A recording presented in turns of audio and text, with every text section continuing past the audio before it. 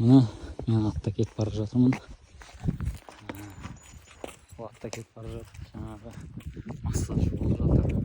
Пайдалы енді, қан жүріп қалады бойына. Бірақ бұл ешқандай да простатитті емдеп кетеді деген сөз емес. Себебі бізде көп сөз бар. Жаңағыдай атқа отырсаң ауырмайсың, простатаң жазылып кетеді деген сияқты. Егер атқа отырып жазылып кететін болса, қаяқтағы жоқ массажға елдің бәрі не үшін жүгіре береді, не үшін бәрі ала береді деген сияқты. Простатитті емдеудің ең жақсы жолын айтайын сіздерге. Ол алтын қоңызбен емдеу. Алтын қоңызды ішкен кезде суықты инфекцияны именно простата безіндегі тазалап барып емдейді.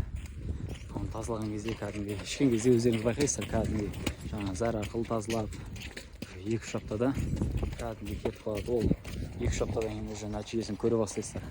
Жаңағы шизарет мәселесі жағынан болсын, потенция жағы, жаңағы эрекция артуы деген сияқты. Көп жігіттерде мысалы потенция, эрекция жоқ. Сол мәселені реттейді дегендей. Емделгілеріңіз келсе WhatsApp-қа жазыңыздар.